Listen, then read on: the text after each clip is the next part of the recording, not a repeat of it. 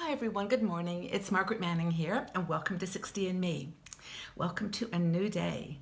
Hope you're doing great today, feeling strong and positive and healthy, and that you're ready for some adventures. Who knows what might happen. It's one of those wonderful days where everything is laid out in front of us, lots of potential and opportunities. I hope you have a really nice morning.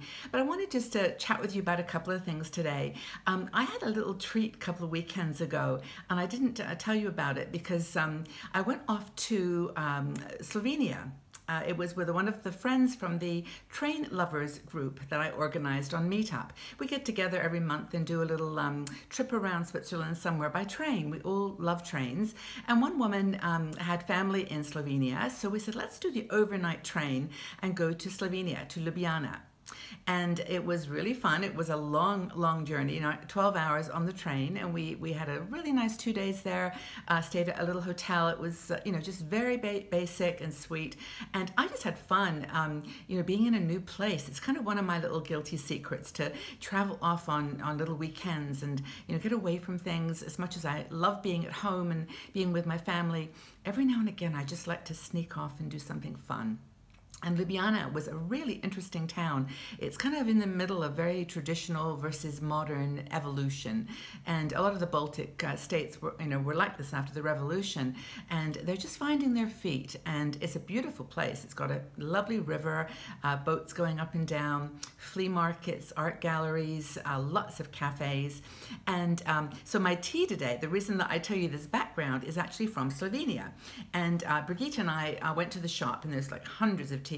And I said, well, what's something that's very traditional? And she said, this is one that's very traditional. It's called Planinski, and I think it's Chag or Kaj.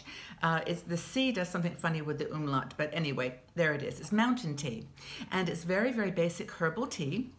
Everybody drinks it in Slovenia, and it says that it's only grown on mountains over 1,000 meters, like 3,000 feet, and it's really called the shepherd's tea because it's a really basic, healthy tea. It's good for the immune system and digestion, and as I bought it, it made me think, just how incredible tea is, how it just has this ability to be a healing medicine for us. Anyway, so I'm drinking my tea. Now, the second thing is that Brigitte bought me a little cup as a souvenir, and I'm going to show it to you. Isn't that beautiful? It's actually, it's a picture of Gustav Klimt, a picture called The Kiss. It's a very famous painting, Art Nouveau painting. He actually lived in Austria, Klimt, and he painted some incredible paintings. And this one was about 1907, and it's two people obviously kissing, and it's made with oil paints, but then covered in gold leaf. And this little cup is a souvenir. So I'm having my cup of Slovenian tea in my Gustav Klimt mug, and it was just a really lovely present and just a memory. When I go places, it's not the big things ever, is it? It's always the little things that you remember, and it was a really beautiful trip. And we got the overnight train back, so we were on trains for quite a bit of the time, and it was a lot of fun. Just a fun. And maybe you can share a train journey that you've done like that, because I know some of you love trains too, but it was a really pleasant weekend. But anyway, so I was thinking this morning as I was drinking out of this very luxurious little mug or cup, that we all have our little guilty secrets, our little guilty pleasures, things that we love to do that just are our secrets, and they may be take a little bit of money, or they may be, we consider them to be unhealthy or something we shouldn't do. But I think having these little guilty pleasures is a good thing. So there's a great article by one of our bloggers. Her name's Nicole Goldman. And Nicole writes her story about how we should just completely ignore all the rules in our 60s and just go for our guilty pleasures. And it's okay. I don't know about you, but I'm as I'm talking, I'm hearing you all thinking out loud, what are my guilty pleasures? What do I sneak, in the morning or afternoon when no one's watching because I'm told it's not good for me or not healthy? Go for it. Anyway, mine are, let's see, chocolate, of course, and I don't like all chocolate anymore. I'm very restrained, and I love salted chocolate. And of course, by the way, in Slovenia, they love salted chocolate too. So I went a little crazy with the salted chocolate in Slovenia, Ljubljana. And the other thing I love is salted caramels. Now, if anybody has a good source of salted caramels, let me know, because this is chewy caramel. No chocolate, just chewy caramel with salt. Used to get it in the Gare de Lyon in Paris all the time, but they shut the shop, and now I'm completely without a source.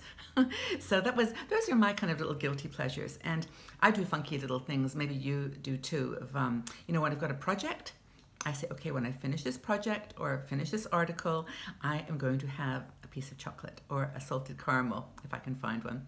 So, for example, I've got this little chocolate bar here. It's teeny, do you see how small it is? And this is my little gift to myself. Just about every afternoon I have a cup of tea and a little bit of chocolate, and it's only, literally 3 bites, but it's really just a treat, a little guilty secret. And we have other things that we have to, can we do for ourselves? That we've always pleased everybody else all our lives, done things for everyone else, and sometimes forget to please ourselves. So maybe you like cheesecake or tiramisu, or maybe you like something else, and cheese or cheese and crackers. That's another one. But you must have something that you really love, and you just indulge in it every now and again. Of course, I agree that chocolate has sugar, alcohol has sugar. All these things are not good for us, but in moderation, I think it's okay. And I think Nicole does a really good job of encouraging us to not feel guilty, but just go for it and have a little bit of fun with things that we love to do. Now, we all have a cookie stash, right?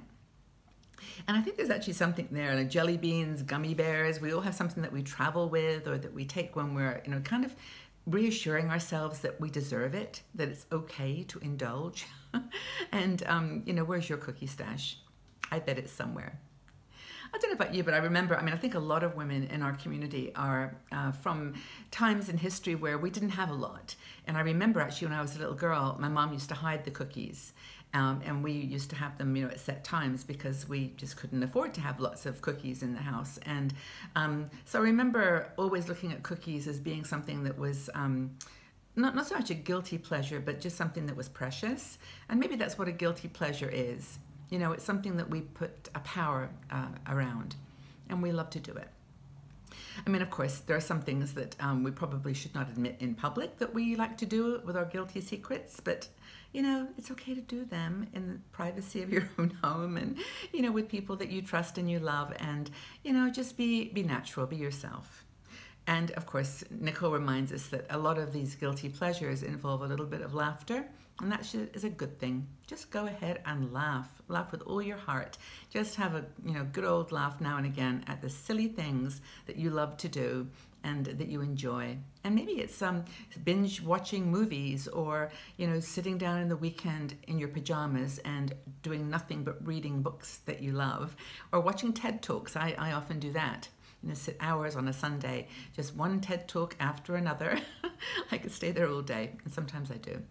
But it's just that kind of idea of embracing the shame, as Nicole says, embracing your guilty feelings and just enjoying those special things in your life that make you smile, make you laugh. It's time. It's our time. And I think I say this now and again on 60andMe, but, as I said, we've done things all our lives, and probably still are, for other people. And sometimes we have to remember to pamper and treat and love ourselves. So I hope that you agree with that, and this is giving you some, as much as you need permission from anybody to do this, to just go ahead and have fun with your secret pleasures, your guilty pleasures.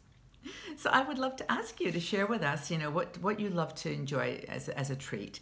What are your guilty secret pleasures? What do you enjoy?